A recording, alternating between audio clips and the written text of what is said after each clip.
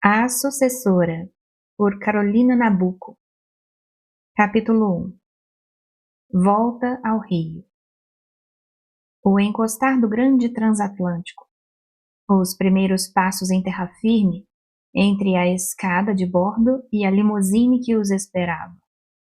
Depois, o movimento embalador do belo carro, o alvoroço da Avenida Rio Branco ao cair da tarde, na hora do êxodo para os lares. Tudo, até o grito dos jornaleiros, apregoando vespertinos, encantava Marina. Os marcos familiares da cidade surgindo um por um. As vitrinas que se iluminavam, o cansaço delicioso que a vencia. O aconchego em que viajava, com os olhos distraídos pela agitação exterior e a mão presa na de Roberto. A sensação feliz de se lhe abrirem na vida largos horizontes de ventura. E, de repente, ante seus olhos, o cenário da Bahia, empolgante e irreal. As luzes acendendo-se, desenhando os contornos da cidade e enfeitando-lhe os morros como joias. O deslizar pela Avenida Beira-Mar, a rua Paissandu com a ala dupla de palmeiras enfileirando-se contra o céu crepuscular. A casa, o olhar de Roberto, brilhante de expectativa, virando-se para Marina, procurando colher sua primeira impressão, gozar do seu prazer. Marina contava com este aspecto de palácio, mas não com as orlas de palmeiras do jardim, desdobrando-as da rua, velhas e nobres como aquelas. Foi para elas sua primeira curiosidade. Ao apear, não ergueu os olhos para o palacete ostentoso, mas para as folhas luzidias das copas verdes, balouçando-se muito alto. Ouviu a voz de Roberto apresentando-lhe o criado à porta. Marina, este é Antônio, um velho amigo. Está na família há 20 anos. E esta é Júlia, mulher dele. Era calvo e gordo, o Antônio. Magra e seca a mulher que se aproximou e se pôs a falar com loquacidade. Espero que tudo esteja a seu agrado, minha senhora. Arranjamos tudo pelo melhor. Dona Germana veio aqui esta tarde correr a casa e tratar das flores. Saiu há pouco. O chefe preparou o jantar para 8 horas. A hora antiga. Muito bem, disse Marina. Outros criados acorriam à vê-la. Os boatos de sua beleza tiveram confirmação plena. Marina sorriu para todos e murmurou para Roberto. Que boas caras! Era seu comentário habitual sobre toda espécie de fisionomias. Na sua modéstia, nunca atribuía essa impressão de bondade humana ao efeito da sua própria beleza. Havia, no grande vestíbulo em que entraram, altos ramos de lírios e de rosas. Marina, com uma exclamação, dirigiu-se para eles. Roberto chamou sua atenção para outras flores mais raras, uns enormes crisântemos de estufa, mas ela os achou inverossímeis e frios. Para que observasse a casa, Roberto teve de lhe perguntar se lhe agradava. Então, gostas da tua casa? Indagou. Marina levantou das flores para o marido os olhos carinhosos.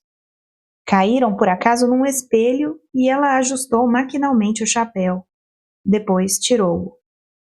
Apareceram os cabelos castanhos, enquadrando o rosto, que era de uma extraordinária mobilidade, refletindo as mais leves emoções nos pequeninos nervos da boca, das narinas, das faces, na linha flexível das sobrancelhas, nas luzes e sombras dos imensos olhos verdes. Estranhava ainda nos espelhos a imagem elegantíssima da jovem senhora, casada há 1 mês e que sua mãe desconheceria. Na lua de mel, através de grandes hotéis da Argentina e do Uruguai, as toaletes haviam pela primeira vez assumido para ela papel importante. Em solteira, Na fazenda, a moda não lhe entrava nas preocupações.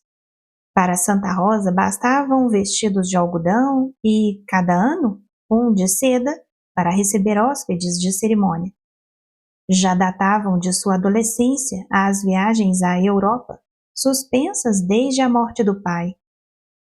Acompanhando Marina nas compras do enxoval, a irmã de Roberto, Germana, descobriu logo sua falta de discernimento para julgar da qualidade dos tecidos ou da perícia do corte.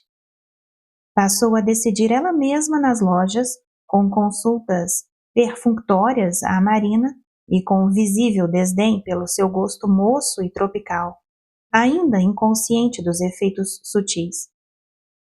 Em Buenos Aires, na viagem de núpcias, Roberto cumulou-a desnecessariamente de novos vestidos, comprados por falta de melhor ocupação e porque as lojas eram tentadoras, nos passeios sem destino entre estranhos.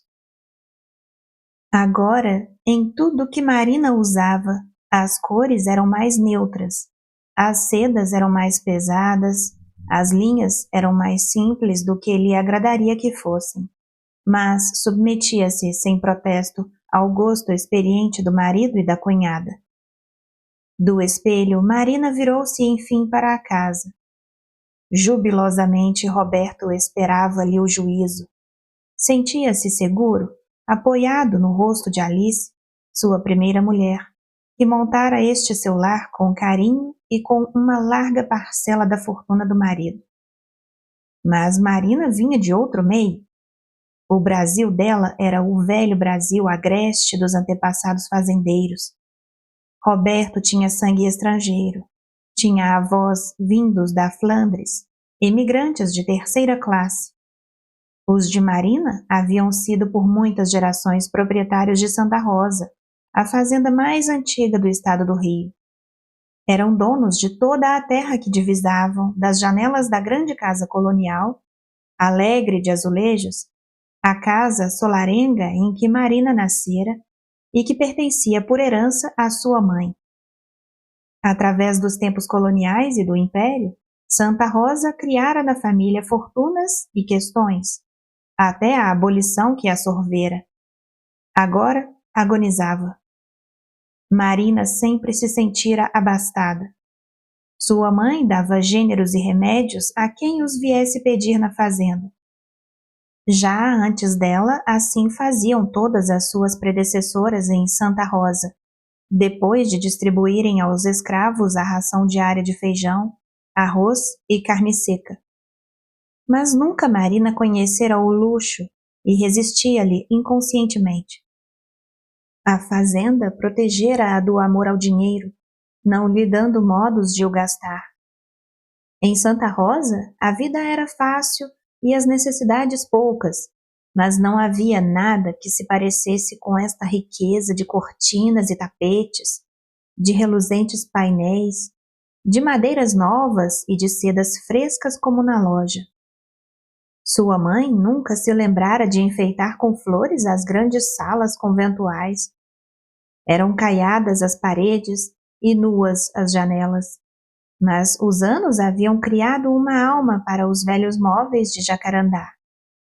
As recordações de infância de Marina brincavam em redor deles, pelas salas que as peças maciças não conseguiam encher. Este era o outro Brasil, o Brasil novo, industrial, no qual nascera Roberto e que chamava os braços da lavoura para as cidades, as fábricas e a tuberculose, mas que não produzira ainda, mesmo na capital, senão um fraco punhado de residências como esta e de fortunas como a que Roberto gastava largamente na vida organizada para o casal por Alice, no Fausto que destoava dos hábitos de seus amigos e que atraía a atenção dos invejosos. Roberto e Marina passaram de mãos dadas pela porta da primeira sala, sorrindo um para o outro, até verem o retrato de Alice. Na parede central, com os olhos pretos e brilhantes dirigidos para a porta, com a mão levantada acolhedoramente. Alice, fazendo de dona de casa, Parecia receber a sucessora como a uma hóspede passageira e dizer ao marido: amo-te e quero-te feliz. Não receio a comparação. Marina olhou depressa para Roberto. Percebeu ainda seu primeiro olhar para o retrato, olhar de quem via um antigo companheiro, alguém cuja vista importasse num acréscimo de conforto moral, mas logo a boca se lhe esticou de contrariedade. Dera ordens para que o quadro fosse retirado dali, e não estava habituado a que se lhe não cumprissem as ordens. Veio a Roberto uma onda de irritação contra sua irmã por não ter respeitado o seu pedido urgente. Era bem da germana isso, de florir-lhe a casa e ocupar-se de tudo, mas desatendendo à sua única recomendação positiva. Conhecendo-a tão bem, ele é que devia ter-lhe adivinhado a intenção. Não ter tomado por aquiescência o silêncio repentino em que Germana caíra, depois de afirmar que um quadro de Verron era uma obra-prima impessoal, como o Reynolds e o Fragonard do Salão Nobre. Roberto deixara-se iludir pelo tom brando com que, desde a infância, a irmã costumava disfarçar sua teimosia. Ofereceu a Marina a desculpa insuficiente. Perdoa-me não ter te evitado esta impressão de chegada. Dei ordens para que o quadro fosse retirado. Vai sê-lo. A vista do retrato avivou-lhe a recordação do dia em que ficou resolvido que Verron ia pintar Alice. Haviam assentado que naquela viagem à Europa se faria o retrato de Alice. Hesitavam entre 2 ou 3 pintores de nomeada, sem que o nome de Verron entrasse sequer em discussão. Tão alto estava, já tão desinteressado de retratos. Uma tarde, porém, encontraram o mestre inesperadamente num salão da colônia brasileira em Paris. A sala estava cheia. Verron entrou com seu passo pesado, trazendo alta a cabeça branca. Todos os olhares convergiram logo para ele. Várias pessoas murmuraram logo: é Verron! Para Alice e Roberto, novos na terra. E seu olhar foi logo para Alice. Perguntou quem era. Só conversou com ela. Todos observaram a atração que surgira imediata entre o velho em sua glória e a moça em seu esplendor. Verron mesmo ofereceu-se para pintá-la. Roberto recordava-se da volta ao hotel naquela noite, da alegria expansiva de Alice, de modo com que, quando ele lhe disse: fizeste a conquista do velho? Ela revidou, risonha: fiz questão disso. Lembrou-se da amizade crescente entre os 3, lisonjeando os brasileiros. Lembrou-se da satisfação de Verron no dia em que apanhou e fixou enfim na tela o olhar do modelo. Agora são os olhos dele. É o olhar dele.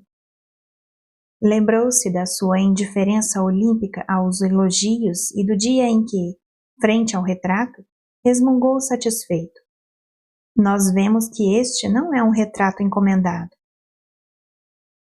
Quando o pensamento de Roberto tornou a Marina, encontrou-a ao seu lado, a mão mais fria ainda na sua, o olhar no retrato, os lábios murmurando uma pergunta. É ela, naturalmente, não é? Eu queria muito ver um bom retrato dela. Sempre que se referia a Alice, Marina dizia ela. Não se julgava autorizada a chamá-la pelo nome com uma intimidade que nunca existira. Uma vez dissera a Roberto, tua mulher, mas ele corrigiu logo, minha mulher és tu.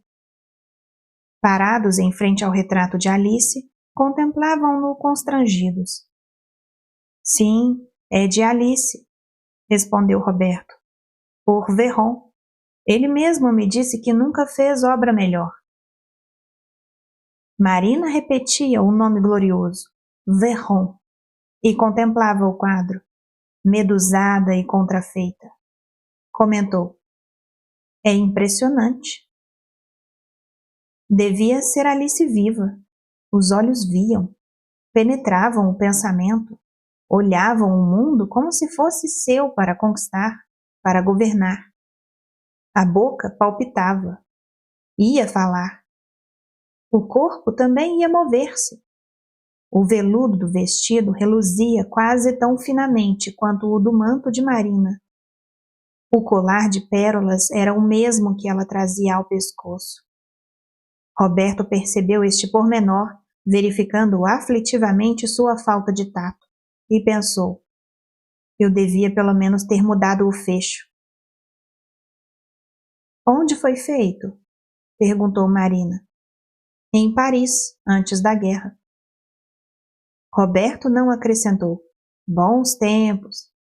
Mas Marina captou-lhe as palavras no pensamento. Sua alegria fugiu logo. Lembrou-se de uma frase que ouvira sobre Alice. Nunca esquecia nada que lhe dissesse respeito.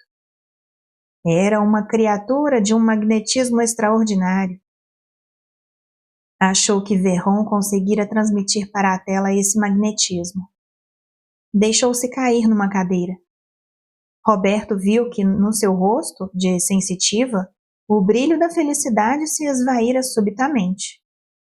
Já sabia por experiência que agora só voltaria com 1000 cuidados seus. Marina tinha dessas mudanças repentinas. Sumida na cadeira ampla, parecia até ter diminuído de volume, de tão murcha e inerte que estava. Da sua elegância de figurino parisiense, nada parecia restar senão um trapo sem alma, um vestido abandonado na cadeira. Isto te estragou a chegada, lastimou Roberto. O primeiro remédio que tentou foram beijos, mas seus lábios encontraram os dela frios, e os olhos de Marina permaneceram fixos no retrato.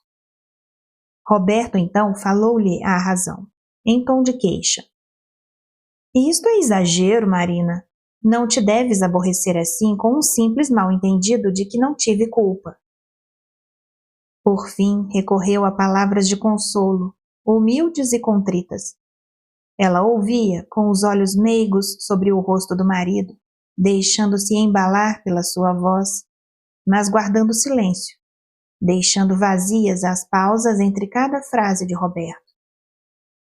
Não deves deixar coisa alguma estragar a tua entrada nesta casa, nossa casa. Amanhã o retrato não estará mais aí. Irá para qualquer canto. Até joga-se fora se quiseres. Ciúmes de um retrato, Marina? Alice, coitadinha, é só uma pintura. Tu é que és minha vida. Esta parede vai ser tua. Vai ter um retrato teu. Quando encontrarmos um pintor digno, hás de posar no parque, com o sol nos teus cabelos. És uma mulher de ar livre, minha fazendeirazinha. Dize que me perdoas? Dize qualquer coisa. Nas pausas, Marina parecia ouvir coisas um pouco diferentes do que Roberto estava a dizer. Continuava a captar-lhe os pensamentos. Entre as frases de Roberto, intercalava outras, que ele não dizia, frases menos ternas, mais sensatas, de outro teor. Bem sei que este choque foi para ti irremediável, e também que não é brincadeira suceder a Alice, mas quero fingir que são teus nervos, que não foi nada. O retrato sai, sim, mas vai para outra sala, para um lugar menos importante. Jogar fora? Nunca. Tu o queimarias sem remorso, mas és uma selvagenzinha. Valeu uma fortuna esse quadro. Aqui na cidade respeita-se o dinheiro. Eu também respeito, e não estou mais em idade de mudar. Tu é que mudarás porque vieste para o meu meio. A fazenda ficou lá. Quero o teu retrato feito no parque, ouviste? Para evitarmos comparações. Assim fica outro gênero. Não quero comparações em que percas. Não foi fácil medir-se com Alice? Sim, amei-a muito. Não sei se mais ou se menos, nem quero aprofundar. Em todo caso, tu és o presente. Esta é a maior das vantagens. Alice era uma mulher de salão, por isso está aí, cercada de coisas do mundo. Olha o rico fundo de tapeçarias e o serviço de chá a seu lado, as peças que hoje estão na sala de jantar. Tudo nesta casa foi dela. Pensas que a vida de Alice estava nestas coisas de luxo? Não. Eu era sua vida. Eu mais que tudo. Amanhã o retrato não estará mais aí, ouviu Roberto afirmar. Pareceu a Marina que o olhar que ele lançou então para o quadro era uma despedida, que dizia à morta, sem desculpas nem remorsos, mas com uma espécie de entendimento secreto. Fica tranquila, esta encantadora criança me dará nesta tua casa o amor próximo de que preciso, mas sem tomar o teu lugar. E o retrato parecia responder: sei disso tudo muito bem, só quero que sejas feliz. De repente, a voz de Marina investiu contra o silêncio vivo, como uma espada para debelá-lo. Roberto, meu marido, estou muito nervosa hoje, mas não quero ser injusta contigo nem por pensamento. Então não fiques aí cismando. Ainda não viste a casa. Vamos corrê-la antes de jantar. A casa não me interessa muito, disse. E logo, arrependida da franqueza, emendou-se. Estou cansada.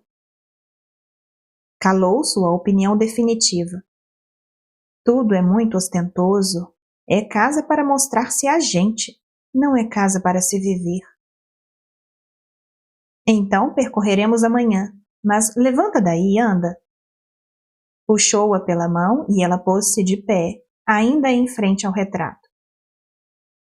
Há uma coisa que ela nos quer dizer, murmurou Marina, interrogando a imagem com olhos dilatados. Roberto assustou-se, mas fingiu que gracejava. Isso é espiritismo? Perguntou. Séria, Marina respondeu. Espiritismo? Deus me livre, sou católica. Então não penses mais neste infeliz retrato, nestas bobagens. Como é que um retrato poderia te dizer alguma coisa? Quer sim, mas não percebo. Subitamente sua perplexidade passou. O rosto serenou como se ela visse o que procurava, mas permaneceu pálido e abatido. Agora sim, disse Marina, olhando sempre para o retrato. Tinha a mão esquerda presa na do marido.